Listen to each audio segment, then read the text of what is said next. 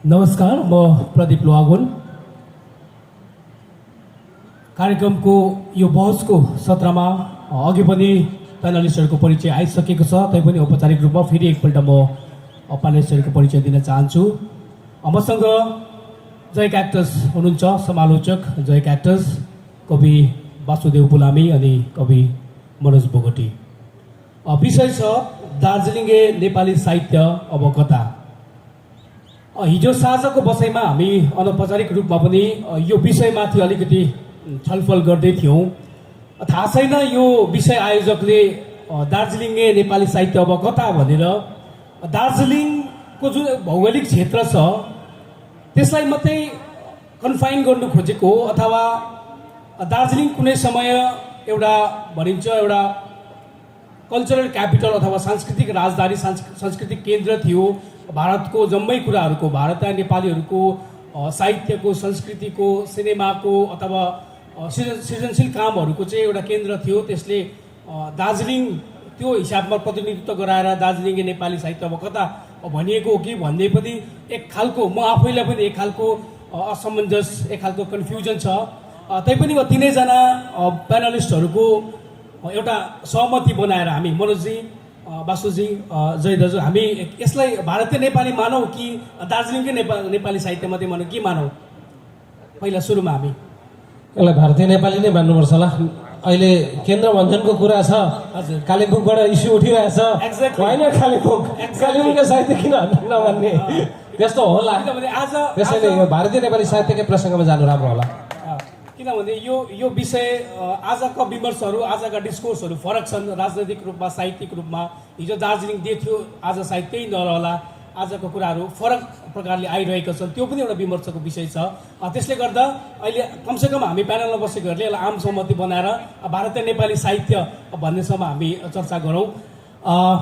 विषय दिएको छ भारतीय नेपाली नै भनौँ, दार्जिलिङलाई एकछिन पर राखेर हामी भारतीय नेपाली साहित्य अब कता भन्नुको अर्थ अब पनि थपिएकोले मलाई अझै यो कुरा अझै गम्भीर लाग्यो। अब चाहिँ कता भनेको त हिजोसम्म त ठिक थियो, अब चाहिँ के हुन्छ भनेको जस्तो पनि यो विषय छ, होइन? अनि अबको दिशा हामीले सोच्दैछौँ भारतीय नेपाली साहित्य अब कता भनेपछि कमसेकम हामीले यसको दशा र दिशाको कुरा नगरी अबको आउँदो भवितव्यबारे पनि हामी आफ्नो ओपिनियन दिन सक्दैनौँ होला। म जय दाजुबाटै सुरु गर्छु। फर्स्ट हामी भारतीय नेपाली साहित्यको दशा र दिशाको सम्बन्धमा, सवालमा अलिकति आफ्नो कुरा गर्ने हो भने तपाईँ के भन्न चाहनुहुन्छ?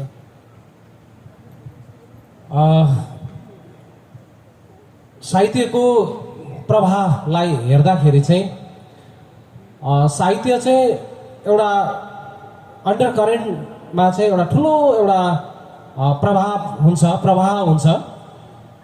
त्यो प्रवाहमा चाहिँ समय समयमा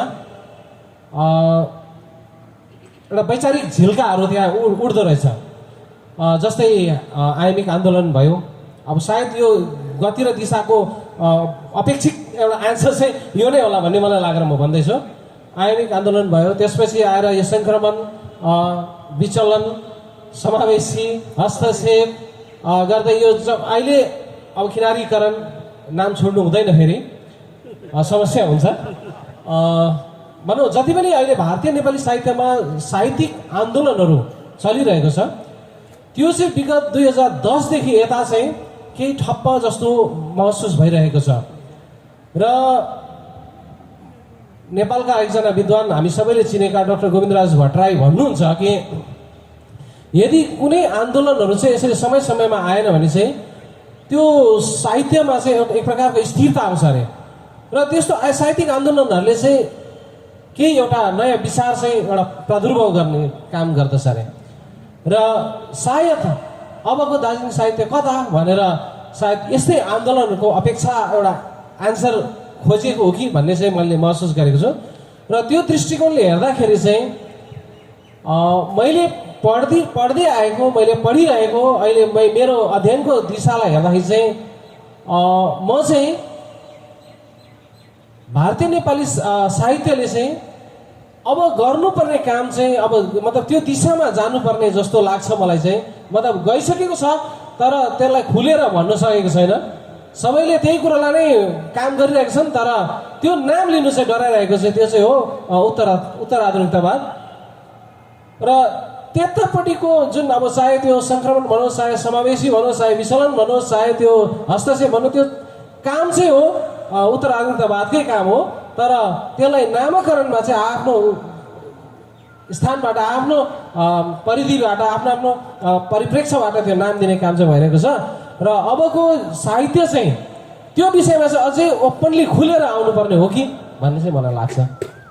म तपाईँबाट एकछिन बासुजीलाई ग्याप गरेर उता मनोजजीमा जाँदैछु। मनोजजी, उहाँले जुन भन्न खोज्नुभयो नि, उहाँले भारतीय नेपाली साहित्यमा चलेको विभिन्न लेखन आन्दोलनको कुराहरू, होइन, राइटिङ स्टाइलका कुराहरूलाई जोडेर अब फेरि अलिक नयाँ प्रकारको राइटिङ स्टाइलहरू अथवा नयाँ खालको लिटरेरी मुभमेन्टहरूको पनि खाँचो छ, त्यो दिशातिर पनि भन्ने उहाँको भनाइको आशय आयो नि, सहमत हुनुहुन्छ तपाईँ?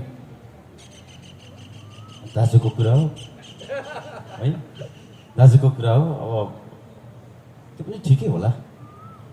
मैले अस्ति खरसाङको एकजना सानो भाइ नितेश राई होला लाई सोधेको थिएँ कि दाजु चाहिँदैन यो आन्दोलन भन्दै थियो क्या, साहित्यिक आन्दोलनहरू चाहिँदैन अरे।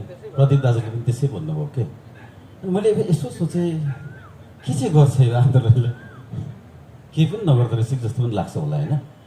यो हस्तक्षेपको निष्कर्ष पनि हो होइन, हस्तक्षेपको निष्कर्ष पनि हो। म पछिल्लो समयमा मलाई त्यस्तै लाग्यो क्या, यो आन्दोलनले त खास उद्वेलन कहाँनिर गर्यो क्या, के पायो होला क्या रिडरले नि, पाठकले हाम्रो आन्दोलनहरूबाट केही प्राप्ति चाहिँ छ जस्तो चाहिँ मलाई लाग्दैन। यो लेखकहरूको एक प्रकारको क्या हुन्छ नि, मात्रै हो कि एक प्रकारको त्यो विस्कोजन नभनौँ होइन, मात्रै हो कि जस्तो मात्रै मलाई लाग्छ क्या।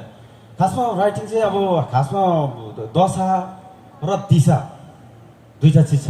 दशा चाहिँ लागेकै छ यो साहित्यलाई, नेपाली साहित्य, भारतीय नेपाली साहित्यलाई है, भनेको जस्तो राइटिङ, त्यो क्वालिटीको राइटिङ होइन। न कवि अब अहिले त झन् म त यस्तो लाग्छ कविता त झन् अहिले एकदमै मर्यो, छैन कविता जस्तो मलाई लाग्छ। त्यही रिपिटेसन मात्रै छ, त्यही घरिघरि त्यही किसिमको कविता मात्रै आइरहेको छ। खास त्यो टेस्ट हरायो कि कवितामा पनि। हामी पुरै गर्व गरिरहेको छौँ दार्जिलिङी कविता चाहिँ पावरफुल, दार्जिलिङमा चाहिँ कवितै मात्रै बेसी लेखेर गयो कि क्या, कविता हरायो भन्ने लाग्छ क्या। विषयवस्तुलाई हेर्ने दृष्टिकोण लेखकहरूमा पनि मलाई त छ जस्तो पनि लाग्दैन क्या। जे मनमा आएको छ त्यो कुरा लेखेको छ होइन, त्यो लोकेसन छैन। रिडरसम्म चाहिँ मैले चाहिँ के लान्छ भन्ने बारेमा राइटरहरूलाई त्यति साह्रो बेसी जानकारी छ जस्तो पनि मलाई लाग्दैन क्या। कतिवटा किताब पढ्दाखेरि मलाई त्यस्तो लाग्छ होइन। अन्त आन्दोलनले चाहिँ अझै पाठकमुखी बनाउने, पाठकमा अझै नजिकमा जाने थुप्रो विमर्शको कुराहरू त्यसले उत्पादन गर्ने दिशाहरूतिर त्यसले काम गर्छ कि भन्ने चाहिँ ठानेको थिएँ मैले होइन। तर त्यस्तोहरू पनि हामीले देखेनौँ क्या त। त्यस कारणले चाहिँ अब त्यस्तो लाग्छ यो राइटिङै अब फेरि नयाँ आन्दोलनै आउनुपर्छ भन्ने चाहिँ जय दाजुलाई चाहिँ अब सही लाग्न सक्छ। आलोचक उहाँले नयाँ टेस्टै केही खोजिरहनु भएको होला होइन। तपाईँ सर्जककै हिसाबमा चाहिँ तपाईँलाई लाग्छ? मलाई अलिक लाग्यो। म फेरि यो विमर्शलाई बढाउँछु। अहिले बासुजीमा आएँ। बासुजी, तपाईँ आफै सर्जक कविता हुनुहुन्छ नै, तपाईँहरू समावेशी एउटा मुभमेन्ट, लिटरेरी मुभमेन्ट पनि चलाउनुहुन्छ। अहिले मनोजजीले भनेको जस्तै उहाँहरू आफै पनि एउटा हस्तक्षेप नामक लिटरेरी मुभमेन्ट निकै वर्ष चलाउनु भयो। एउटा विचार, एउटा सिद्धान्त र साहित्यमा त्यसको प्रभाव छोड्ने कोसिस गर्नुभयो। तर अन्ततः उहाँ अलिक निराशाजनक उहाँको निष्कर्ष अहिले हामी सुनिहाल्यौँ। तपाईँहरू आफै समावेशी को त्यो समूह अथवा त्यो विचार क्यारी गर्ने सर्जकको रूपमा होइन के ठान्नुहुन्छ उहाँको विचारसँग, अथवा तपाईँ आफ्नै मतको रूपमा तपाईँको आफ्नै मत चाहिँ के छ? सबैभन्दा पहिला यहाँ मेरा आदरणीय अग्रजहरूप्रति मेरो नमस्कार छ। अनि बसको यो जुन विषय राखिएको छ दार्जिलिङै भनेर म चाहिँ त्यो दार्जिलिङ नै सम्झेर आएको थिएँ। यहाँ आएर बिचमा अचानक फेरि चेन्ज भयो क्या। भारतीय जोडिँदाखेरि चाहिँ अब यसलाई कसरी हेर्न सकिन्छ भन्ने कुरा, अब त्यो आन्दोलनपट्टि पनि आउँछु। तर यो नयाँ किसिमको आन्दोलनहरूको जस्तै 63मा त्यो आइएमएलए आन्दोलन, अब त्यसको पनि हामीले पृष्ठभूमि हेर्नु पर्यो नि त, यो आवश्यक छ छैन भन्ने कुरा अझै अर्को बहसको कुरा हुनसक्छ है। तर त्यो एउटा के हो देखिँदो रहेछ भन्दाखेरि जस्तै भारतमा चाहिँ दुईवटा युद्धको ठुलो प्रभाव रहेछ। जस्तै 1963 र यो के अरे 63 र 65मा पाकिस्तान र चाइनासितको जुन चाहिँ युद्ध भएको थियो नि, त्यो युद्धको प्रभावले चाहिँ भारतीयले जम्मै साहित्यमा चाहिँ जम्मै भाषा साहित्यमा चाहिँ त्यो एक किसिमको त्यसले नयाँ चेतना ल्याएको रहेछ नि त, जागरण ल्याएको रहेछ नि त, त्यसको प्रभावहरूले गर्दाखेरि। त्यो कारणले गर्दाखेरि आइएमएलएहरूले त्यसरी सुरु गरेको त्यहाँ त्यसको प्रभाव त्यहाँनिर पनि देख्छौँ हामी है। अनि जातीय जीवनको कुरालाई मात्रै किन लेख्ने भन्ने कुरा त्यो भएर नै त पछि आएर उहाँहरूले चेप्टो साहित्य भन्ने भन्यो। त्यो माने एउटा एक प्रकारले भन्नु हो भने चाहिँ राइटिङको कोही बेला दिशा चाहिँ एकहोरो एकतिर मात्रै बगिरहेको जस्तो हुँदो रहेछ होइन। त्यसो हुँदाखेरि चाहिँ पाठकलाई अथवा पाठक समाज हो त्यो त्यहाँ बस्ने मोनोटोनस जस्तो हुँदो रहेछ, त्यहाँनिर केही चेन्जेसहरू आउँछ र त्यसले गर्दाखेरि राइटिङको एउटा प्याराडाइम सिफ्ट भनिन्छ होइन। त्यो त्यसले खोज्छ, आफै खोज्छ, त्यो आफै बनाएको होइन, त्यसले माग गर्छ। त्यो माग अनुसार त्यसरी परिवर्तन हुँदै जान्छ जस्तो चाहिँ मलाई लाग्छ। मेरो धारणा चाहिँ त्यस हिसाबले हेर्दाखेरि चाहिँ यसले हानि गर्दैन, यसले फाइदै गर्छ। अनि त्यसले एक प्रकारले भन्नु हो भने पाठकलाई पनि त्यसले अलिकति झस्काउँछ। यहाँदेखिको राइटिङ स्टाइलहरू थुप्रो आउँछ नि त, राइटिङमा त कुरा आउँदाखेरि राइटिङको स्टाइल चेन्ज भइरहेको, भाषा आइरहेको। जस्तै यहाँ अहिले आएर अब म समावेशी साहित्य लेखनसित सम्बन्धित भएको कारणले गर्दाखेरि जस्तै मलाई भन्यो भने म अहिलेको सन्दर्भमा भन्नु भने अहिलेको राइटिङ समावेशी छ भन्छु म होइन। किन छ भन्दाखेरि मेरो आफ्नो तर्क छ, उहाँको आफ्नो तर्क हुनसक्छ, उहाँको आफ्नो तर्क हुनसक्छ। जस्तो कि अहिले आएर जस्तै भर्खर हिजो प्रकाशित भएको पुस्तक तङसिङ, एउटा शब्द जुन चाहिँ छ तङसिङ, एउटा लिम्बू शब्द यस्तो मजाले कोइन भएर आयो हो कि होइन। अन्त त्यसले गर्दाखेरि यो मसिना जसलाई लघु आख्यान भन्छौँ हामी, मसिना हाम्रा कुराहरूलाई अब हामी लेखौँ, समावेशी गरौँ भन्ने त्यो जुन धारणा हामीले राखेको थियौँ, ती कुराहरू अब राइटिङमा आउनु थाल्यो, आउँदैछ र यो मलाई चाहिँ राम्रै लागेको छ। र यसको प्रभाव नकारात्मक मात्रै किन हेर्ने, सकारात्मक पनि हामीले हेर्न सक्छौँ जस्तो मलाई लाग्छ। जय दाजु, हामी अब भारतीय नेपाली साहित्यको आउने दिनहरूको अब यसले कुन गति लिएला, कुन दिशा जाला, अब कता भन्ने विषयमा छलफल गरिरहँदा अनि तपाईँ आफै पनि एकजना समालोचक हुनुहुन्छ होइन। तपाईँ तमाम सृजनाहरूलाई निकै सूक्ष्म तरिकाले हेर्नुहुन्छ, पढ्नु, अध्ययन गर्नुहुन्छ। अहिले मनोजजीले भनेको जस्तो विगत केही वर्षहरू यता सङ्ख्यात्मक रूपमा अनि केही गुणात्मक रूपमा पनि होइन, चाहे त्यो कविता विधामा होस्, चाहे त्यो आख्यान विधामा होस्, चाहे अरू पनि निबन्ध लगायतको अरू विधाहरू होस्, केही आशालाग्दो प्रकारले सृजनाहरू त आइरहेको छ। तर मनोजीले भनेको जस्तो त्यो जस्तै कविताकै कुरा गर्दा पनि कवितामा अहिले हामी नयाँपन पाइरहेका छैनौँ। त्यो काहीँ न काहीँ पुरानै कविताहरूको पुनरावृत्ति, रिपिटेसन जस्तो काहीँ न काहीँ त्यो छ, चाहे त्यो शिल्पको दृष्टिले, चाहे त्यो कन्टेन्टको दृष्टिले होइन, चाहे त्यो स्ट्रक्चरको दृष्टिले, काहीँ न काहीँ अहिलेका कविताहरूमा त्यो सिमिलरिटी त्यो जुझिरहेको हुन्छ। सो तपाईँ के देख्नुहुन्छ, वास्तवमै त्यस्तो भइरहेको छ कि आजको लेखनले त्यो विविधता दिँदैछ र यो लेखनको अबको पछिल्लो समयहरू अझ आशावादी भएर जान्छ अथवा यसले ठुलो क्षितिज खोजेर जान्छ भन्ने लाग्छ तपाईँलाई? मेरो अध्ययनले चाहिँ के भन्छ भने साहित्य लेखन चाहिँ एउटा, मैले अन्डर करेन्टको कुरा गर्दै थिएँ, यो एउटा ठुलो एउटा अब भनौँ न समुद्र हो साहित्य प्रवाह चाहिँ। त्यहाँनिर विभिन्न प्रकारको हाँगा बिगाहरू आइरहेको हुन्छ। तर झुलुक्कै त्यो हेर्दाखेरि त्यो पानीको त्यो छाल हुन्छ नि, त्यो हामी त्यो पानीलाई त वास्ता गर्दैनौँ, वास्तवमा हामीले देख्ने भनेको त्यो छालहरू मात्रै हो। त्यो छाल झलक्कै देख्दाखेरि चाहिँ यहाँ पानी चाहिँ बग्दै रहेछ भनेर हामी थाहा पाउँछौँ। हाम्रो भारतीय नेपाली साहित्यमा त्यो भनौँ न त्यो समयदेखिको गोर्खापत्र छापिएको समयदेखि यताको हामी अलिकति कुरा गरौँ, लेख्नेहरू कति हजारौँले लेखिरहेका छन्, अहिले पनि अब धेरैजना लेखिरहेका छन्। तर हामी झलस्स हामी तङसिङको कुरा यहाँ उठाउनु भयो, यीको पोइट्रीको कुरा नयाँ भयो नि त। त्यो छाल हो, त्यो चाहिँ एउटा, त्यो चाहिँ हामीले देख्यौँ। हुनसक्छ अब निर्मल भाइको कविता जब हावा चल्छको एउटा दुईवटा कवितालाई मनोज भाइले मसुर कविता भन्दै मैले पनि पढेँ। त्यो कविता पढ्दै हो रहेछ, साँच्चै नै यो त मसुर कविता पो हुने रहेछ त भन्ने लाग्यो। तर जब कि त्यहाँनिर विषय चाहिँ उस्तै उस्तै होला, तर त्यसलाई जुन एउटा कविको प्रतिभाले जुन प्रेजेन्टेसन हुन्छ नि, त्यो क्षमता, त्यो एक्स्ट्रा हुन्छ क्या, त्यो चाहिँ बेला बेला देखा पर्दो रहेछ। र त्यसो गर्दाखेरि चाहिँ हामीले मतलब मैले भन्नु चाहेको चाहिँ कुरा चाहिँ के भने यो प्रवाह निरन्तर छ, चलिरहन्छ। हामीले त्यहाँनिर नर्मदा दाहाल सरको रोमान्टिक कविताहरूदेखि लिएर, हामीले यता कालसिंह सरको कविताहरूदेखि लिएर प्रकृतिको मिठो मिठो कविताहरू उहाँले लेख्नु भएको छ। सायद यो हामी अहिले पो कुरा गऱ्यौँ होला त, यो इको पोएट्रीको कुरा अहिले हल्ला भयो नि त। तर त्योभन्दा अघिदेखि नै उहाँले, हाम्रो कालसिंह सरले, तपाईँले त्यो युग्मतिर पनि उहाँले त्यो इको पोएट्रीको कुराहरू लेखिराख्नु भएको छ। कन्टेन्टको उठान चाहिँ भइरहेछ। तर त्यसको प्रेजेन्टेसनमा चाहिँ जब अलिकति नवीकरण हुँदो रहेछ नि, त्यति बेला चाहिँ यो यस्तो पो रहेछ भन्ने कुरो चाहिँ हामीलाई महसुस हुँदो रहेछ क्या। अन्त त्यही र यो हिसाबले हाम्रो यो साहित्य प्रवाह यसरी नै बगिरहन्छ। तर बेला बेला भविष्यमा पनि यसरी नै नयाँ धार छुट्टिन्छ, अलिक परसम्म बग्छ, त्यसले आफ्नो अस्तित्वलाई कायम राख्ने कोसिस गर्छ। र जसरी हाम्रो आइबी सरले पनि त्यही कुरा भन्नुभएको थियो, आइएमएली लेखन पनि पहिले त्यो समूहमै थियो, तर पछि अलिक छुटेर गयो। तर त्यो धार मात्रै भएकोले गर्दा अलिकति पर पुगेर चाहिँ त्यो हरायो भन्नुभएको छ कि। तर वास्तवमा त्यो हराएको छैन, त्यो चाहिँ आएर त्यो मूल धारामै मिसिरहेको हुन्छ। र त अहिले हामी आजको कुरा गर्दाखेरि आइएमएले कुरा नगरिकन हामी अघि बढ्नै सक्दैनौँ।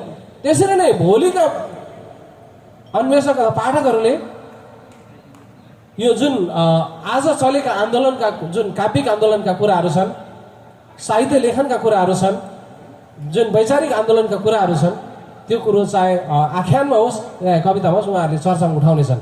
र यसरी चाहिँ यो दिशा चाहिँ निरन्तर अलिकति अघि बढ्दै फेरि निराशा जस्तो त्यसलाई चाहिँ हामी निराशा नभएर चाहिँ हामीले चाहिँ यो गभर्मेन्ट कलेजमा पढ्दाखेरि चाहिँ कवितालाई थाहा छ, त्यसलाई चाहिँ हामीले सङ्क्रमण पिरियड भनेको, ट्रान्जिसनल पिरियड भनेको थियौँ। जब नयाँ कुरा आउनु अघि चाहिँ एक प्रकारको साइलेन्स हुन्छ, आधी आउनु अघि चाहिँ एउटा साइलेन्स हुन्छ। त्यो साइलेन्स चाहिँ हामीले बोध गर्नु सक्नुपर्छ। हामी सर्जकहरूले चाहिँ त्यो बोध गर्ने एउटा समय चाहिँ त्यो सङ्क्रमण पिरियड हो, त्यो चाहिँ एउटा ट्रान्जिसनल पिरियड हो। र त्यसलाई चाहिँ हामीले त्यसरी बुझेका थियौँ। र यो क्रम एउटा सङ्क्रमण आउने, नयाँ विचार आउने, नयाँ लेखन आउने, नयाँ दृष्टिकोण आउने, यो क्रम चाहिँ निरन्तर नै भइरहनेछ भन्ने चाहिँ मेरो अहिलेसम्मको अध्ययनले मैले त्यसरी बुझेको छु। बासुजी, जय दाजुले भनेको जस्तै एउटा सिचुएसन त छ नि त लेखनमा। निश्चय पनि केही नयाँ कृतिहरू आइरहेको छ होइन, त्यो कृतिहरूले पाठकमा बेला बेला हलचल ल्याइरहेको छ। अनि अहिले हामीसँग केही सोसियल मिडियाहरू अथवा केही प्राविधिक सुख सुविधाहरूको हिसाबले कतिपय कृतिहरू साँच्ची नै गुणवत्ताको हिसाबले पनि होइन, त्यो साहित्यको गुणवत्ताको हिसाबले पनि धेरै समृद्ध छ। अनि कतिपय चाहिँ साँच्ची नै त्यो चर्चाले मात्रै पनि चलेका हामी देख्छौँ साहित्य बजारमा, त्यस्तो पनि कृतिहरू छ। तपाईँलाई लाग्छ अब साँच्ची नै यो सेचुरेसनबाट अब अर्को एउटा ट्रान्जिसनल पिरियडमा हामी जानुपर्छ र लेखनको फेरि नयाँ परिपाटीबाट फेरि त्यो नयाँ बाटो, नयाँ मार्ग हामीले लिनुपर्छ भन्ने आइसकेको अवस्था हो कि यो चल्दै गरेको अवस्थाले नै यो नै धेरै लामो गएर त्यसपछि फेरि अर्को नयाँ अवस्था आउनु अझै समय छ भन्ने लाग्छ तपाईँलाई? यो कुरा चाहिँ अलिकति बजारसित पनि जोडिन्छ जस्तो लाग्छ मलाई चाहिँ। किन भन्दाखेरि अब यो कुन चाहिँ राम्रो कुन चाहिँ नराम्रो भन्ने चाहिँ हामीलाई बजारले पनि अलिकति अल्मलाउँदो रहेछ। खास गरी चाहिँ जस्तै त्यो किताबको गुणस्तरको कुरा गर्नुभयो तपाईँले, त्यसको राइटिङको कुरा हुन त बाँच्ने चाहिँ त्यही हो। कृतिकारको त्यो हल्ला र त्यसको विज्ञापन होइन, तर कृतिकारले त्यहाँनिर कसरी आफ्नो समयलाई सम्बोधन गर्न सकेको छ अथवा लेख्न सकेको छ, आफ्नो समयको कुरालाई कति मिहिन पाराले हेर्न सकेको छ, ती कुराहरू नै त्यही कुराहरूकै मूल्याङ्कन हुन्छ पछि होइन। त्यो कारणले गर्दाखेरि एउटा समाजलाई, एउटा जाति अथवा एउटा साहित्यलाई अगाडि बढाउने भनेको त्यो त्यसमा भएको एउटा विचार अथवा चेतना हो नि त। त्यो कारणले गर्दाखेरि तर हामी भन्छौँ फेरि हाम्रो पाठक छैन, होइन। अनि हाम्रो पाठक छैन पनि भन्छौँ, अनि अर्कोतिर त्यो त्यो त्यो किसिमको राइटिङ आएको छैन पनि भन्छौँ होइन। त्यो कारणले गर्दाखेरि मलाई चाहिँ लाग्छ गुणस्तर त हुनैपर्छ, तर अब त्यसको व्यवस्थापन पनि ठिकसँग भने कोही बेला के हुन्छ भन्दाखेरि ठिक कृतिले साँचो कृतिले जो त्यसको विज्ञापन गरिँदैन, ठिकसँगले गरिँदैन। त्यो कारणले गर्दाखेरि पाठकसम्म पुग्दैन त्यो कृति। त्यो कारणले गर्दाखेरि त्यो ग्यापहरू पनि एउटा समस्या हुनसक्छ। यो यो यो यो पनि एउटा बहसमा ल्याउन सकिन्छ जस्तो लाग्छ मलाई। मनोजजी, हामी कुरा चाहिँ भारतीय नेपाली साहित्य अब कता भन्ने गरिरहेका छौँ है, तर हाम्रो झन्डै झन्डै कुरा चाहिँ दार्जिलिङ केन्द्रित नै भइराखेको छ होइन। भारतीय नेपाली साहित्यको दशा दिशा अथवा हामी चिन्ता गर्छौँ भोलि के होला यो साहित्यले लेखनमा होइन, अथवा लेखनबाट निस्किने कुराले समाजमा पार्ने प्रभावहरू, हाम्रो व्यक्ति निर्माणको, समाज निर्माणको अथवा साहित्यिक मूल्यहरूको निर्माणको चिन्ता जब हामी गरिरहेका छौँ भने दार्जिलिङदेखि बाहिर पनि भइरहेका साहित्य, मुख्य रूपले आसामतिरका साहित्य होइन, अथवा भारतको अरू क्षेत्रमा भइरहेका सिर्जनाहरूको सम्बन्धमा पनि हामीले चर्चा गर्नु पर्छ कि पर्दैन? होइन, चर्चा त गर्नुपर्छ नि, नगर्ने भन्ने कुरा, चर्चा त हरेक गर्नुपर्छ। तर हाम्रो चाहिँ चर्चा चाहिँ कस्तो, कस्तो किताब निकाल्यो वा कस्तो राम्रो किताब मात्रै। हेर्नुहोस् है, अघि सेचुरेसनको कुरा प्रदीपजीले गर्नुभयो, यो लामो समयसम्म रहन्छ प्रदीप, एकदमै लामो समयसम्म रहन्छ। किनभने वासुदेव फुलामीले जस्तै एउटा किताब निकाल्नुभयो, त्यसमाथि बहस छैन बहस। फात्सुङ निस्क्यो, खै बहस ठिक गर्यो, फात्सुङको कन्टेन्ट ठिक छ। फुलाङ्गे निस्क्यो, त्यो ठिक छ। हामीले बाहिर चाहिँ बेन्चीमा बसेर टेबल गफमा चाहिँ थुप्रो गफ गऱ्यौँ क्या होइन। जब विमर्श नै हरायो भने साहित्य कसरी अगाडि बढ्छ? विमर्श कहीँ पनि छैन। अझै कस्तो खालको विमर्श चाहियो भन्दाखेरि, जस्तो हाम्रो कविता दिदीहरूले समालोचना गर्नुहुन्छ नि, त्यो समालोचनाको पनि आलोचना गर्नुपर्छ क्या। छ त ठिक, समालोचना ठिक लेख्दैछ त छैन लेखेको क्या, छैन केही लेखेको छैन भन्ने लाग्छ मलाई क्या।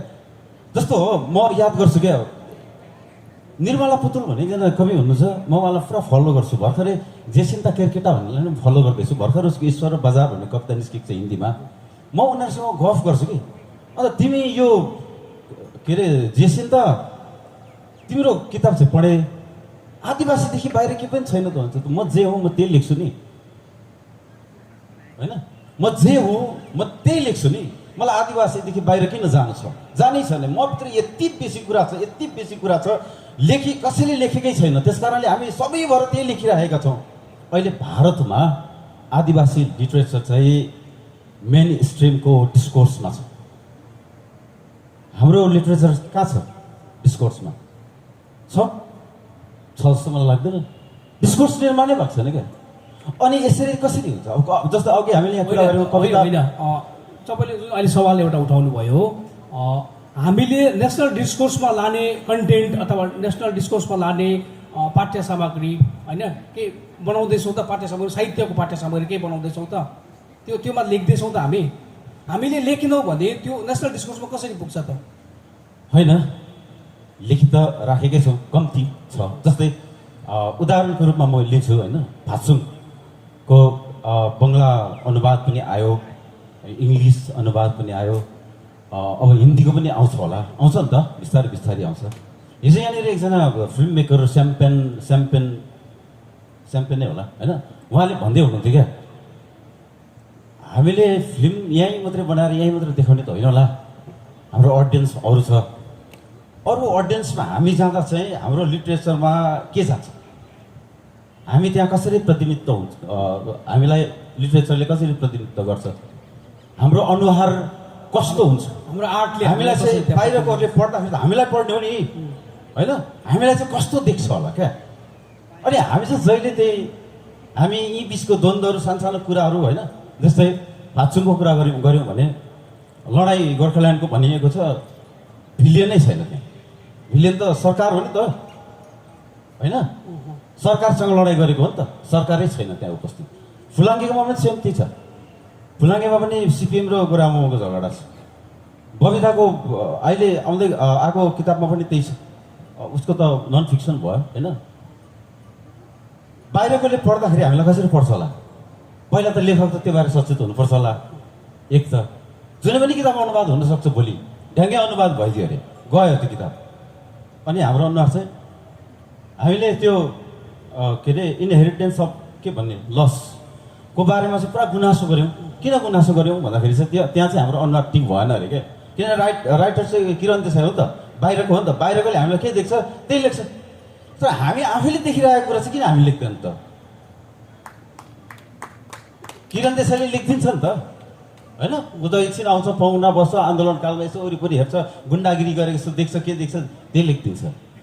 त्यो राइटिङ चाहिँ हामी आफैले जबसम्म लेख्दैनौँ, त्यो लेख्नको लागि त बस चाहिन्छ होला, फेरि ठिक छैन हो यो किताब त भन्ने कोही त निस्किनु पऱ्यो नि। यो त भएन हो यार, यो सुध्रिनु पऱ्यो राइटर अलिक होइन। त्यो चेतसहितको राइटिङ आउनु पऱ्यो भन्ने किसिम त बसले बनाउँछ होला नि त राइटरलाई। फेरि त्यो बसै छैन, त्यो विमर्शै छैन। अन्त विमर्श नभएपछि लिटरेचर त त्यस्तै हुने हो प्रतीक। अहिले कुरा स्केप हुन्छ होला भनेर म यहाँ जय दाजुमा आइहाल्छु है, किनभने मनोजले एउटा गम्भीर कुरा उठाउनु भयो। लेखकले अथवा सर्जकले जे लेखिरहेको छ होइन, समालोचकले पनि समालोचनाको हिसाबले सही काम गरिरहेको छ के त भन्ने उहाँको सवाल उहाँले उठाउनु भयो होइन। तपाईँ आफै पनि समालोचना विधामा हुनुहुन्छ। हाम्रो कुराहरू जसरी आइरहेको छ, जसरी साहित्यमा सृजना विधाले अथवा नयाँ सृजनाले जुन काम गर्छ होइन पाठकमा अथवा साहित्यको समृद्धिमा, त्यसलाई अझ गतिशील बनाउनलाई समालोचनाले पनि आफ्नो भूमिका त्यहाँ खेलेको हुन्छ। तपाईँ त्यो समालोचना विधामा भएको हैसियतमा के भन्नुहुन्छ? मनोजले भनेको कुरामा अलिकति दम छ कि त्यो मिथ्या आरोप मात्रै भयो कि अघि कविता दिदीको बदला फेरेको? एउटा समालोचकले गर्ने भनेको एउटा समालोचकको पनि आफ्नो सीमितता हुन्छ, उसको पनि एउटा रुचि हुन्छ, उसको समालोचकको पनि आफ्नो अध्ययनको दिशा हुन्छ। अघि यहाँ बाल साहित्यको कुरा उठ्यो। बाल साहित्यमाथि हामीले सबैलाई लेख भन्नु एउटा हुन त कुरा, एउटा अपेक्षा, त्यो एउटा थियोरिटिकल्ली चाहिँ मिठो सुन्छ। तर अब फेरि उता क्वेसन मार्क पनि छ। उसले बाल साहित्यको मतलब त्यो बाल मनोविज्ञानहरू, बाल जीवन, बाल संसारलाई उसले चियाउने उसकोमा क्षमता छ के त भन्ने पनि हुन्छ क्या। त्यो एउटा समालोचकले पनि हेर्ने उसको पनि एउटा सीमितता हुन्छ, समालोचकको पनि आफ्नो क्षेत्र हुन्छ, आफ्नो दृष्टिकोण हुन्छ भन्ने चाहिँ मलाई लाग्छ। र सर्जकहरूले जहिले पनि आरोप चाहिँ लाउँछ समालोचकलाई। यो त एउटा उहिलेदेखि परम्परा नै छ। हामी कलेज पढ्दाखेरि हामीले इन्द्रबहादुर सरलाई त्यसरी नै भन्थ्यौँ र भन्ने गर्नु बान्धवले मेरो मित्र, अब हामी सङ्क्रमणकालीन हामी एउटै थालमा खाएर कविता लेख्न थालेको। उनले त इन्द्रबहादुर राईले मेरो कविता पढिदिएनन् भनेर कविता लेखिदिए। अब यस्तो त्यो परम्परा नै छ। त्यो एउटा यो पनि एउटा भनौँ न ब्लेसफेम जस्तो, एउटा पराकल्पना जस्तो नि, एउटा कल्पनामाथिको पनि कल्पना जस्तो नि, यस्तो हुन्छ भनेर एउटा रेडिमेड त्यो एउटा मानसिकता हाम्रोमा बसिसकेको छ। तर वास्तवमा समालोचकले गर्ने काम चाहिँ मलाई लाग्छ जतिजनाले कोसिस गरिरहेछन्, हामी भन्दैनौँ कि जस्तो म चाहिँ कोसिस गरिरहेको छु, सक्दो सबैलाई लेख्ने कोसिस गर्ने। त्यसो गर्दाखेरि कोही बेला मसँग यति साह्रो कामहरू पेन्डिङ भएर बसिरहेको हुन्छ कि मान्छे देख्दाखेरि ला मैले त उहाँको लेखिदिनु पर्ने, मैले उहाँ लेखेकै छुइनँ, उहाँले त यस्तो राम्रो काम गरिराख्नु भएको छ, उहाँ बारेमा लेख्नुपर्ने, मैले त लेखेकै छुइनँ भइरहेको हुन्छ। त्यो अब त्यसको त्यो समालोचकको पनि सीमितता हो, कमजोरी पनि हो त्यो। त्यसैले समालोचकले गाली खाइरहेको हुन्छ, आरोप खाइरहेको हुन्छ सर्जकबाट। र यो कुरो चाहिँ हामीले एउटा के भनौँ, समझदारी चाहिँ हाम्रोमा अलिक कम्ती नै छ। तर म आज जस्तो महसुस गर्छु, हामी साहित्यिक कार्यक्रमहरूमा हामी साहित्यहरू लेख्नेहरूले कति चाहिँ इमान्दारी छौँ भन्ने कुरा प्रश्न चाहिँ मलाई त्यो ठुलो उठिरहन्छ। आज मेरो पालो थियो र म आएँ, भोलि म हुँदिनँ, किनभने मेरो त्यति दायित्व मैले त्यस्तो लिन सकेको छुइनँ जस्तो लाग्छ मलाई। र यो खालि हामीले चाहिँ यो निर्वाह गर्ने क्या एउटा खालि यो ड्युटी, म साहित्यिक हो, मैले मेरो काम अलिकति गर्नुपर्छ, गरेको जस्तो गर्नुपर्छ भनेर ठिका मार्ने काम मात्रै गरिरहेको छौँ कि त्यसले गर्दा चाहिँ सायद हाम्रो साहित्य मैले चाहिँ अब भनौँ न यदि हामीले भोलि हाम्रो साहित्यलाई भनौँ न हाम्रो भारतीय नेपाली साहित्यलाई नै तपाईँ कमिटमेन्टको कुरा गर्दै हुनुहुन्छ। कमिटमेन्ट पनि अब त्यो यस्तो कमिटमेन्ट कि अब जुन कमिटमेन्ट चाहिँ मैले पालन गर्नु चाहिँ अब आफैले नै नसकिरहेको मैले महसुस गरेको छु र त्यो कमिटमेन्ट चाहिँ हामीमा कमी छ भन्ने चाहिँ मलाई लाग्छ। त्यसले गर्दाखेरि यो हाम्रो साहित्य चाहिँ भोलिको दिशा हामीले सोच्दैछौँ त्यो अलिकति चिन्तनीय नै लाग्छ मलाई चाहिँ। बासुजी, अब यति बेला हामी भारतीय नेपाली साहित्यको भोलिको होइन कुरा अथवा अब के भन्ने विषयमा बात गरिरहेको छौँ भने निश्चय पनि अब विमर्शको वातावरण हामीले निर्माण गर्दै जानुपर्ने हुन्छ। यस्ता बहस विमर्शले नै फेरि भोलिको बाटो पनि तय गर्दै जाने हो होइन। अबको विमर्श के हुनुपर्छ त? अघि यहाँ हाम्रो मनोज साथीले पनि कुरा उठाउनुभयो है, जस्तै कि आदिवासीहरूले आफ्नो कुरा लेखिरहेका छन् भन्ने कुरा जुन राम्रो कुरा गर्नुभयो उहाँले, र हामीले समावेशी लेखनमा पनि हामीले ती कुराहरूलाई गरेका छौँ, त्यो कुराहरूलाई उठान गर्न खोजेका छौँ। जस्तो कि अघि चाहिँ आफ्नो कुरा लेख्दाखेरि त्यो एक किसिमको हिंसाबोध क्या थियो, तर होइन अबको राइटिङ्समा चाहिँ त्यो हिंसाबोध नलिने नि लेख्ने। दलितले पनि आफ्नो दलितको कुराहरू लेख्ने हो, दलित चेतनाको कुराहरू लेख्ने हो। आदिवासीहरू लिम्बूले आफ्नो कथाहरू भन्ने हो, मिथक हाम्रो पात्रहरूलाई ल्याउने हो नि त अगाडि। कहिलेसम्म हामीले लुकाएर राख्ने? जस्तो कि हामीले ती पात्रहरूलाई ती मिथकहरूलाई यदि हामीले नेपाली साहित्यको जुन मेन डिस्कोर्स छ त्यहाँसम्म हामीले ल्याएनौँ भने कहिले लेख्ने अनि कति बेला लेख्ने भन्ने कुरा एउटा छ। त्यो भएर पनि हामीले समावेशी लेखनमा यी कुराहरू पनि हाल्ने। यसले दुईवटा कुरा फाइदा हुँदो रहेछ। एउटा चाहिँ के हुँदो रहेछ भन्दाखेरि त्यो राइटिङ सँगसँगै त्यो जातिको आफ्नो मिथक लोककथाका कुराहरू पनि आउँदो रहेछन्। अनि त्यसले निर्माण गरेको भाषा जुन चाहिँ छ, जस्तो कि शब्दहरू छ, फात्सुङ भन्ने, तङसिङ भन्ने शब्दहरू आउनु थाल्यो नि अब हाम्रो राइटिङमा। भन्नु खोजेको कतै न कतै हाम्रो राइटिङकोले अब कतै त्यो धार पक्रेको छ। मेन स्ट्रिमको राइटिङको कुरा गर्नुभयो उहाँले, कतै न कतै आफ्नो राइटिङलाई अगाडि ल्याउनुपर्छ भन्ने त्यो सचेततासित लेख्न थाल्यो अब। र मलाई लाग्छ यो कुराहरूलाई विमर्शमा ल्यायौँ भने भारतीय नेपाली साहित्यको जुन एउटा एकहोरोपन छ, राइटिङको जुन एकहोरोपन छ, त्यसमा कतै न कतै नयाँ कुराहरू त्यहाँ देखा पर्ला भन्ने चाहिँ मलाई लागेको छ। मनोजजी, अघि तपाईँले राष्ट्रिय डिस्कोर्समा जब साहित्यको स्थानको कुरा गर्नुभयो, तपाईँले जेसिन्ता केरकेटाको, निर्मला पुतुलको प्रसङ्गहरू पनि झिक्नुभयो। राष्ट्रिय अब जहाँसम्म जेसिन्ता केरकेटा ऊ आफै एकजना आदिवासी समाजलाई प्रतिनिधित्व गरेर आउने लेखक सर्जक हो होइन। उसले एउटा मुद्दा केन्द्रित कुराहरूमा अथवा त्यो आफ्नो समाजको डिस्कोर्सलाई केन्द्रित भएर लेख्ने कुरामा ऊ एकाग्र छ। कहिलेकाहीँ लेखनमा हामी काहीँ न काहीँ साहित्यमा हामी कला विधासँग जोडिएकोले हामी यसको क्राफ्ट पनि खोज्छौँ, शिल्प पनि खोज्छौँ होइन, यसको सौन्दर्यचेतको कुराहरू पनि खोज्छौँ। जब हामी नेसनल डिस्कोर्समा लाने, साहित्यलाई नेसनल डिस्कोर्समा आफ्नो कुराहरू पुर्याउने कुराहरूमा विमर्श गर्छौँ, काहीँ न काहीँ यो एउटा मिसन राइटिङको रूपमा पनि होइन, एउटा मिसन जस्तो प्रकारले लेख्ने कुराको पनि त्यो दिमागमा त्यो चेतनाले पनि काम गर्छ। त्यसो हुँदाखेरि हाम्रो क्राफ्टहरूलाई, हाम्रो शिल्प पक्षलाई होइन, हाम्रो सौन्दर्य चेतलाई अतिरै नोक्सान गर्दैन त हामी त्यसरी लेखनलाई त्यसरी सोच्न थाल्यौँ भने? होइन, गर्दैन। मैले धेरै अनुवादित कृतिहरू पढेको छु, त्यसको क्राफ्ट अझै सुन्दर पो हुन्छ जस्तो लाग्छ। जस्तो मैले भर्खरै एउटा किताब अनुवाद गरेको छु, म मेरो तरिकाले त्यसको क्राफ्ट बनाएको छु। कन्टेन्ट त्यो किताबको क्राफ्ट मेरो जाँदैन। अनुवाद त त्यसले केही पनि फरक पार्छ जस्तो मलाई लाग्दैन क्या। मलाई चाहिँ कस्तो लाग्छ भने, जस्तो दाजुले अघि सङ्क्रमणको कुरा गर्नुभयो, मैले सङ्क्रमणलाई चाहिँ किन इज्जत गरेको भन्दाखेरि त्यसमा टाइम राइटिङ थियो क्या। बितेको टाइम, आउँदै गरेको टाइम, बिचको जुन छ नि त्यो टाइम राइटिङ चाहिँ बडो लेख्नुपर्ने आन्दोलन हो। अब यदि त्यसलाई आन्दोलनको रूपमा मानेको भए चाहिँ त्यो बेजोड आन्दोलन थियो क्या। त्यसले 86 को टाइममा सङ्क्रमणले लेखेको भए, टाइम राइटिङको रूपमा त्यसले क्या त लेखेको भए चाहिँ कस्तो कस्तो चिजहरू चाहिँ आउँथ्यो होला क्या। त्यसले फोकस गरेको भए। इन्द्रबहादुर राईको तेस्रो आयामले मलाई विचार गर्नमा चाहिँ कहाँ सहयोग पुऱ्यायो मलाई अहिले पनि थाहा छैन।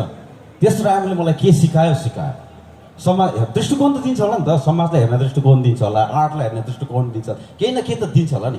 विचारको कुरा भनेको छ त्यहाँ, होइन? त्यो विचार चाहिँ के हो? मैले मेरो आफ्नो अनुहार हेर्ने विचार, अघि यहाँ साथीले भन्नुभयो आफ्नै कुरा लेख्दाखेरि हिंताबोध हुन्थ्यो उहिले अगमसिंह गिरीहरूले त्यही लेख्दाखेरि चाहिँ चेप्टो साहित्य भनिदिएको हो नि त, होइन? अहिले त त्यो छैन, अहिले त बिस्तारै बिस्तारै आउनु थाल्यो। मलाई अर्को कुरा के पनि लाग्छ भने जस्तो उहाँले समावेशीको कुरा गर्नुभयो, राम्रो छ उहाँहरूको भनाइ, त्यो अलरेडी छ समाजमा, होइन? त्यसमा उहाँहरूको दाबी छ, ठिक छ, त्यो पनि राम्रो लाग्छ मलाई। तर जस्तो छुदेन काव्यमले लेप्चाको कथा लेख्यो अरे, फात्सुङ नाम मात्रै आउँदैछ क्या हजुर। लेप्चाको कथा चाहिँ कहाँ छ फेरि? कहीँ लेप्चाको कथा? लेप्चा भोटे राजाले चाहिँ लेप्चा राजाको हत्या गरे अरे, त्यसपछि लेप्चाहरू चाहिँ होइन भाषिक रूपले पनि किनारीकृत भयो अरे, सांस्कृतिक रूपले पनि किनारीकृत भयो अरे, होइन? समाजका यो ब्राह्मणवादी जुन चाहिँ समाज अथवा त्यो जुन चाहिँ स्ट्रक्चर छ त्यसको पनि मार खायो अरे। त्यो त स्टोरीले भन्नु पऱ्यो नि, स्टोरीले भनेको कथा चाहिँ छैन फेरि क्या। समावेशी कसरी हुन्छ? त्यो नाम मात्रै आउँदा समावेशी हुन्छ जस्तो मलाई लाग्दैन क्या। जस्तै एउटा अर्को कुरा पनि भन्छ, जस्तै उहाँ यक्सो साथीले एउटा किताब लेख्नु भएको छ, देब्रे बाटो दाहिने बाटो छेत्रीको कविता पनि उसले लेखेको छ, होइन? मगरको कविता पनि उसले लेखेको छ, होइन? जति पनि जात गोष्ठी छ त्यहाँबाट आउने कल्चर छ, त्यो कल्चरको बिम्ब हालेर एकजना यक्सो कविले कविता लेखेको छ क्या। बेकार लाग्छ क्या मलाई। यक्सोले खालि लिम्बू मात्रै ल्याऊ क्या, किनभने ऊ त्यही कल्चरमा भिजेको छ। मेरो कल्चरमा चाहिँ यक्सो भिजेको छैन, उसले ल्याउँदाखेरि ठिकसँगले नल्याउनु सक्छ क्या त्यो कुरा, बरु मैले ल्याउनु पऱ्यो त्यो। यक्सोले खालि लिम्बू ल्यायो, बासुले मगरहरूको ल्यायो, होइन? अरू कसले पनि, जस्तो प्रदीपले दलितहरूबाट ल्यायो। होइन त्यो यो यस्तो भयो नि, एउटा सर्जकले जो आफू जुन समाजबाट आउँछ अथवा आफ्नो जुन सामाजिक उसको पृष्ठभूमि छ, होइन? अथवा उसको जीवन भोगाइ जुन छ त्यो भोगाइलाई त्यो अनुभूतिलाई गरेर लेख्दा अझै ऊ यथार्थ कुरो लेख्न सक्छ भन्ने चाहिँ हो। तर अरू विधामा पनि उसले लेख्नै हुँदैन भन्ने होइन, त्यस्तो लेख्नु हुँदैन भन्ने चाहिँ मैले भनेको होइन, होइन? बन्द गर्नुपर्छ हुँदैन भनेको चाहिँ होइन, लेख्न सक्छ, तर त्यसले भोलिपर्सि समस्याहरू उत्पादन गर्न सक्छ क्या, होइन? उसले ठिकसँगले प्रेजेन्टेसन गरिदिएन भने, ठिकसँगले चिजहरू ल्याइदिएन भने चाहिँ के हुन्छ? दुर्घटनामा पर्दैन त भनेको क्या। दुर्घटनामा नपरौँ भनेर सचेत हुनुपर्छ भन्ने चाहिँ मेरो भनाइ हो क्या। त्यस कारणले गर्दाखेरि अब यो जम्मै कुराहरू भन्नको लागि, जान्नको लागि विमर्श हुनु पऱ्यो, आलोचना हुनु पऱ्यो, समालोचना हुनु पऱ्यो।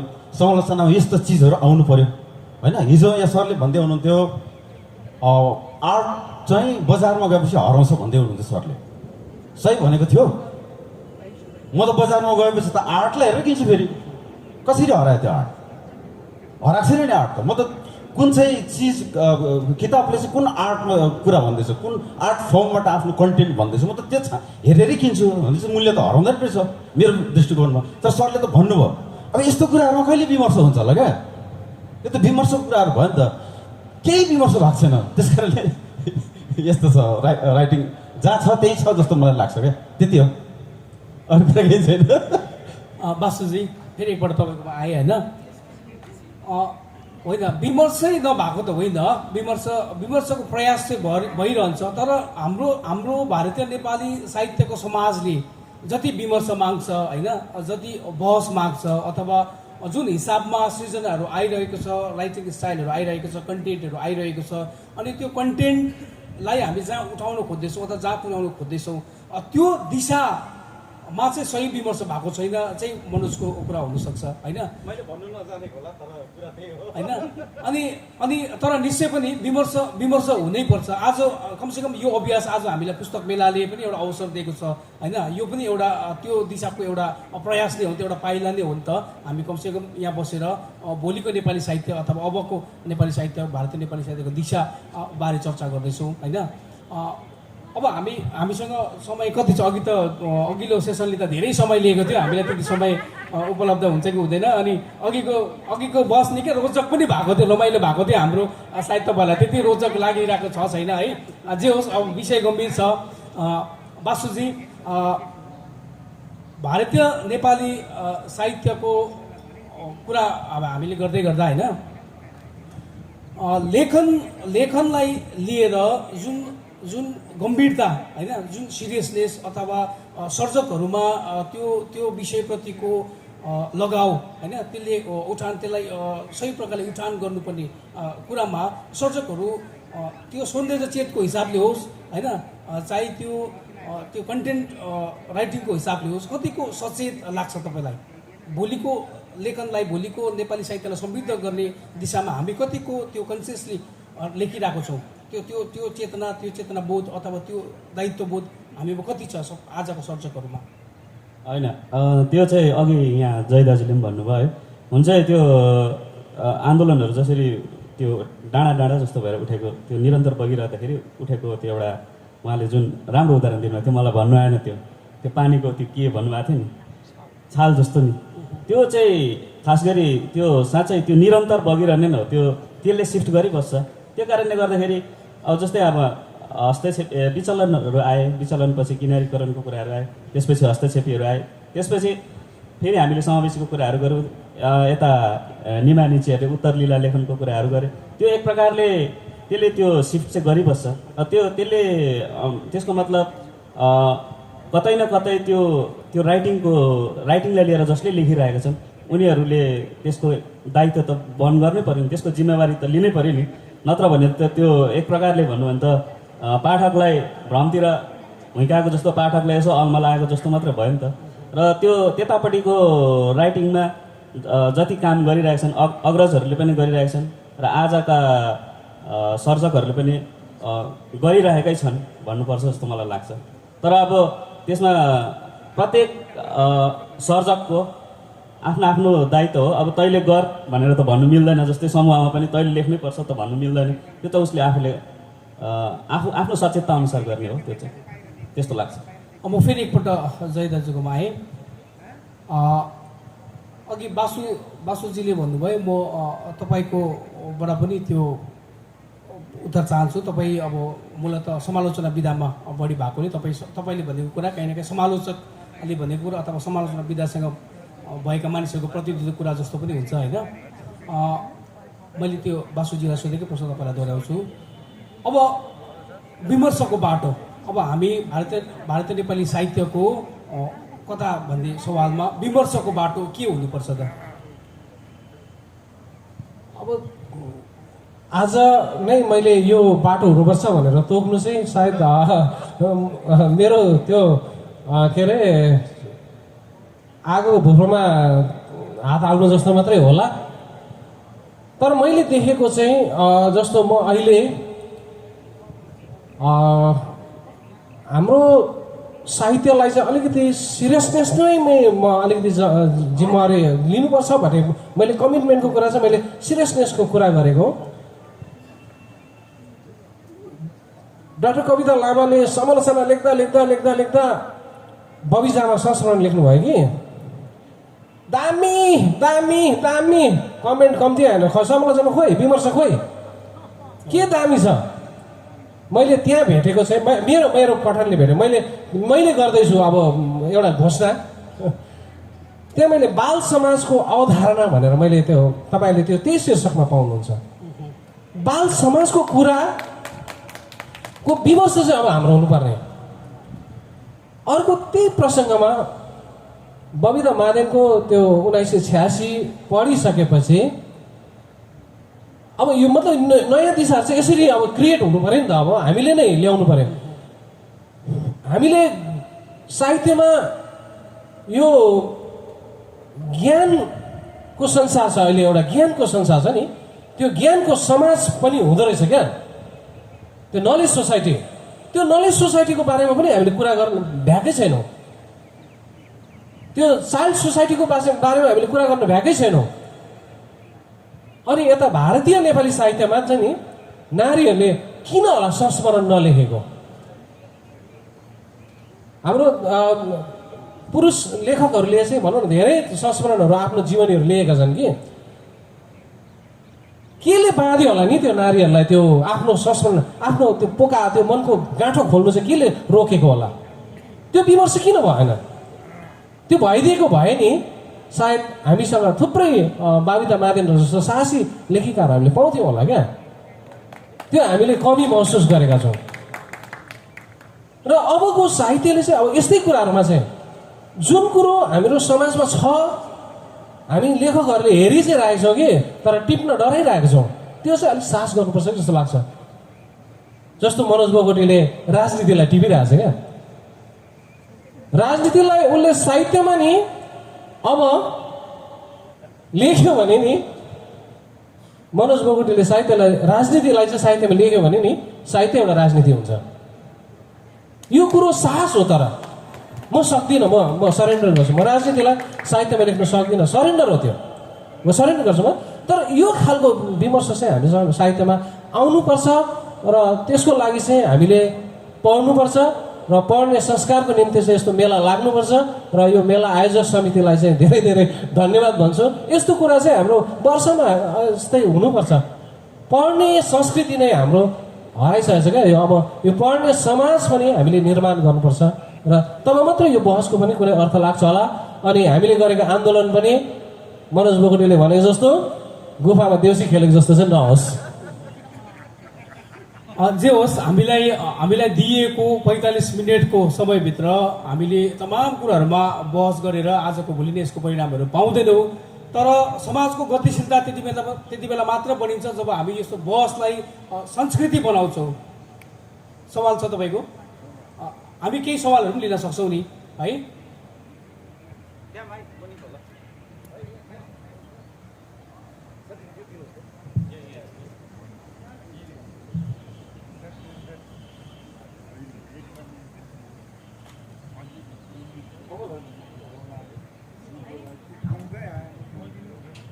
हेलो, बडा गम्भीर आलोचना भइरहेछ, साहसिक कुराहरू पनि भइरहेछ। राजनीतिलाई जसरी अँगाल्न पर्छ भन्ने कुरा बडा, र यसै हेर्दा मनोज भाइलाई अराजकतावादी जस्तो लाग्छ। तर आज मनोज भाइको सही मूल्याङ्कन तपाईँले गरिदिनु भयो जस्तो लाग्दैछ मलाई। र अब हाम्रो नेपाली साहित्यमा चाहिँ यता भारतीय साहित्यमा दार्जिलिङमा चाहिँ अब हामीलाई डोर्समा त सकेको छैन, आसामले पनि सकेको छैन। इन्द्रबहादुर राईले आइमिक आन्दोलन थाल्यो र हामीले पनि थाल्नुपर्छ भनेर आफ्नो व्यक्तिगत अनुहार चाहिँ त्यहाँ पर्मानेन्टली होइन के अरे पोस्ट गर्नुलाई, त्यसरी आन्दोलन हुन्छ कि साहित्यिक आन्दोलन होइन, त्यसरी त नहुनु पर्ने हो। त्यो त अब समय, देशकाल, परिस्थिति, त्यसको दर्शन, त्योभित्र दर्शन उभिएको हुन्छ होइन। समाजलाई अध्ययन गर्नुपर्ने हुन्छ, वैश्विक परिस्थिति, राष्ट्रिय परिस्थिति इत्यादि कुरालाई लिएर त आन्दोलन हुने हो। त्यो अब म गर्छु भन्दैमा 4 जना भेला भएर गरिहाल्दाखेरि चाहिँ कुनै आन्दोलन हुने चाहिँ त्यो सही प्राकृतिक आन्दोलन चाहिँ त्यो सबैको आन्दोलन चाहिँ हुन्छ जस्तो लाग्दैन। र अर्को चाहिँ अब आन्दोलन थालेर चाहिँ साहित्यलाई बिथोल्ने पनि भएको आरोप लागेको छ। जस्तो आइबी सरहरूलाई नै लागेको छ। अकादमी के अरे आइमिक आन्दोलनले त्यति बेलाको मूल धारालाई चाहिँ साह्रै बिथोल्यो र साहित्यलाई लथालिङ्ग पार्यो भनेर अहिले पनि हिजोस्ति म सुन्दै थिएँ होइन। त्यसको एउटा स्वाभाविक विकासलाई लथालिङ्गै पार्यो, भाताभुङ्गै पार्यो र अहिले आइमिकमा कोही पनि छैन। आइबी सर पछि एउटा दुईवटा नाम छ भन्ने छ। र यो अवस्थामा चाहिँ हाम्रो साहित्यकारहरू चाहिँ एमबिएसएस भएर चाहिँ विभिन्न आन्दोलन थाल्दा चाहिँ हाम्रो कविता दिदीहरू, जय क्याक्टसहरू तपाईँ पनि अब त्यसमा पर्नु भएको छ। र तपाईँहरूको भूमिका चाहिँ के हुन्छ? उहाँहरूको त्यो आन्दोलनलाई होइन, त्यसको लगामलाई चाहिँ खिचेर चाहिँ आलोचनाको कसीमा राखेर चाहिँ त्यो आन्दोलनलाई अब सही आन्दोलन बनाउनुमा साहित्यकारहरूको कति भूमिका हुन्छ भन्ने कुरा चाहिँ म सोध्न चाहन्छु। नभए कसैको त्यो मनको लहर मात्रै चाहिँ आन्दोलन नहोस् भन्ने चाहिँ कुरा छ। धन्यवाद। बसन्तजीले सायद यो प्रश्न इन्डिकेसन सायद म प्रति नै होला जस्तो लाग्छ। सही कुरा भन्नुभयो, आन्दोलन लहर होइन, यो चाहिँ म तोकेर भन्छु। आन्दोलन चाहिँ कुनै पनि आन्दोलन चाहिँ लहर होइन। त्यसको निम्ति समयले पनि माग गर्छ। जब सर्जकहरूलाई लाग्छ कि अब विचारहरू बिस्तारै टाक्सिन थाल्यो, बिम्बरले मैले भन्न चाहेको कुराहरू सक्न छोड्यो, अर्थात् मैले बोल्दै गरेको कविताको भाषा चाहिँ अलिक पुरानो हुन लाग्यो, अर्थात् होइन मेरो समयले चाहिँ अब अलिकति नयाँ फड्को माग्दैछ भनेर जब त्यो समयले माग गर्छ तब मात्रै त्यो आन्दोलन इभल्भ हुन्छ भनौँ न, त्यो इभल्भ हुन्छ भएर आउँछ। त्यो लहरले होइन लु हामी यस्तो नयाँ गरौँ, तिमीले यो भन्दा चाहिँ अब दादावाद आन्दोलन अब त्यसरी नै सुरु भएको भन्छ। एक एकवटा शब्द निकालौँ, हामी एउटा नाम राखौँ। तर दादावादको जुन कुनै पनि वैचारिक आन्दोलनको जब त्यसले समाजमा आफूलाई स्थापित गर्ने प्रयास गर्छ, मलाई चाहिँ लाग्छ त्यसको एउटा मैले राजा भाइहरूले हस्तक्षेप सुरु गर्दाखेरि मैले तरङ्ग मात्रै लेखिदिएँ क्या, कमेन्टमा तरङ्ग लेखिदिएँ। लेख्दाखेरि राजा भाइले निकै मन दुखाएर दाजु आरिस लाग्यो भनेर लेख्नु भएको थियो क्या। आउँछ नि त्यस्तो आउँछ। वास्तवमा आन्दोलन भन्ने कुरो एउटा वैचारिक र शैल्पिक एउटा नयाँपनको खोज मात्रै हो, अरू कुरा केही होइन। तर त्यसको प्रभाव चाहिँ भने समाजमा निकै लामो समय बसिबस्छ, किनभने त्यसको होइन भन्ने प्रश्न पनि खोज्ने पनि त्यहाँ निस्किन्छ, यो राम्रो हो भन्ने खोज्ने पनि निस्किन्छ। त्यसो गर्दा त्यो छलफल भइबस्छ, त्यसको दूरगामी एउटा प्रभाव चाहिँ समाजमा बसिरहन्छ। र त्यसले गर्दाखेरि आइबी सरले आइमीको लेखन लेख्यो, डुवर्सले पनि लेख्नै पर्छ भन्ने चाहिँ होइन। डुवर्सका मान्छेहरूले चाहिँ डुवर्सको परिस्थिति, समाज अवस्था, त्यहाँको समयले त्यहाँ डुवर्सलाई प्रतिनिधित्व गर्ने कुनै आन्दोलन जन्मन्छ भने त्यसलाई नेपाली साहित्य समाजले नै स्वीकार अवश्य गर्छ। बस्नुजी मेरो एउटा प्रश्न, तिमीले नै समात्यो राम्रो। हिजोको बहसको त्यो अलिकति बुझाइमा भिन्नता छ। मैले भनेको थिएँ कि यो कला त्यति बेला मर्छ जब सही प्रकारले मनोजले लिएन नि।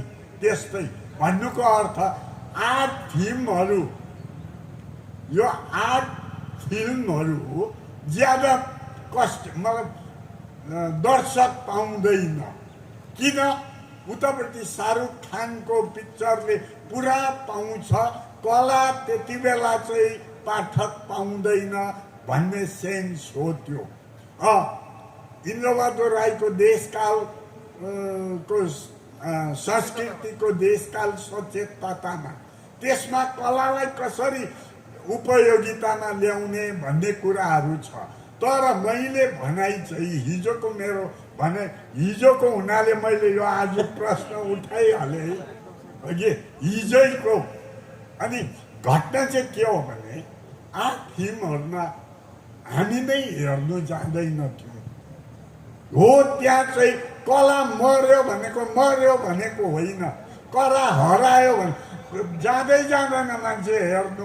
रिङ सिनेमा हलमा नि म दार्जिलिङ पढ्दा आर्ट फिल्म आउँदाखेरि गभर्मेन्टले ट्याक्स पनि घटाइदिन्थ्यो र पनि मान्छे हुँदैन भन्न खोजेको है। सर ठिकै छ। त्यो फिल्मको चाहिँ अब अलिक फरक कुरा भयो होइन। आर्ट फिल्म हेर्छ हेर्दैन भन्ने बारेमा चाहिँ त्यो हलको जुन चाहिँ सिस्टम छ, कन्सेप्ट छ, फिल्म हेर्न जाने मानिसहरूको लागि आर्ट फिल्म हेर्न जान्छ कि जाँदैन त्यो अलग कुरा भयो होइन। तर पनि कला चाहिँ मर्दैन मर्दैन है।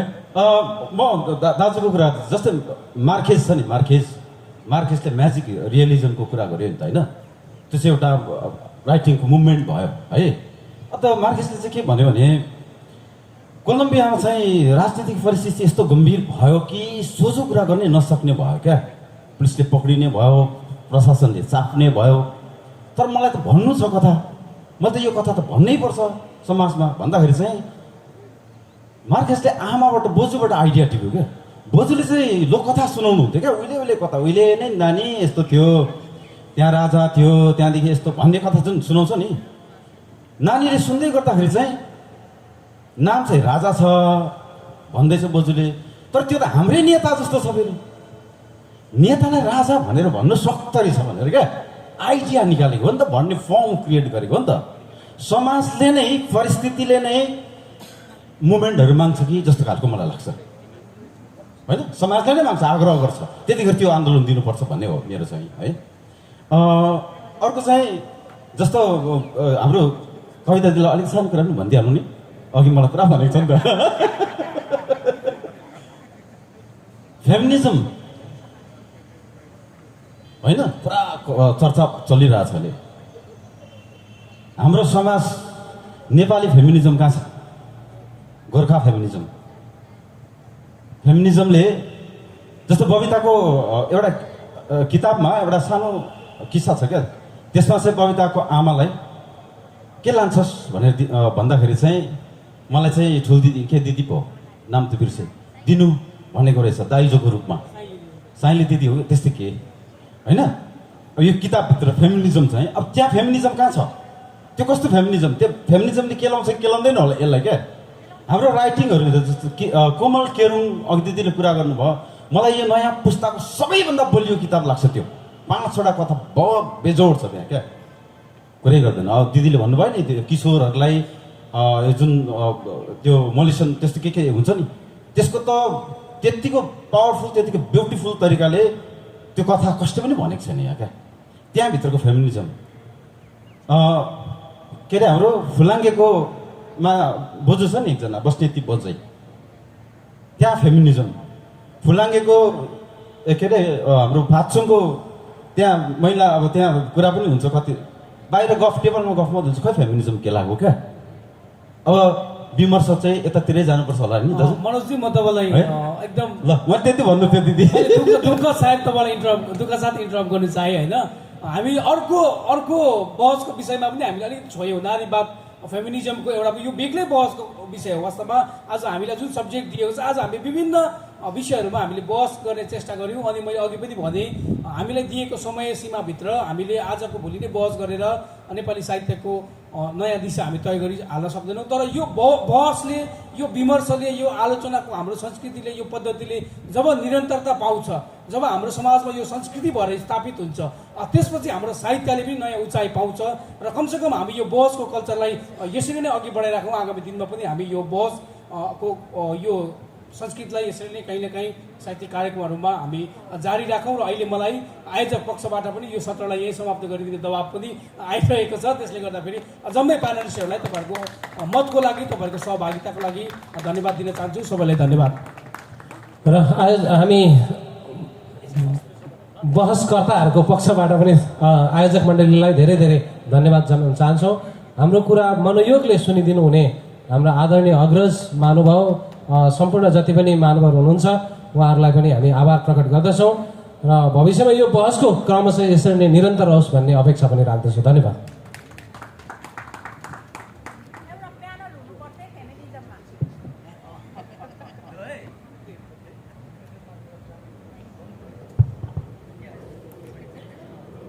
र विशेष गरी भर्खरै मात्र भएको यस बहस विषयमा हाम्रा सर्जकहरूले, हाम्रा साहित्यकारहरूले, कविहरूले मिठो मिठो गहन विषयको कुराहरू हामी समक्ष राखिदिनु भयो। अनि यहाँहरूलाई हामी पुस्तक मेला आयोजक समितिको तर्फबाट धेरै धेरै धन्यवाद दिन चाहन्छौँ। यहाँहरूले जुन चाहिँ दार्जिलिङ नेपाली साहित्य अब कता भन्ने विषयमा गहन चिन्तन मनन गर्नुभयो। अनि यहाँहरू सबैलाई हामी आयोजक समितिको तर्फबाट धेरै धेरै धन्यवाद दिँदै अनि हजुरहरूलाई पनि आजको यस मञ्चमा हामी स्मृति चिन्ह टोकन अफ लभ दिन चाहन्छौँ। यसको निमित्तमा हाम्रा आदरणीय सर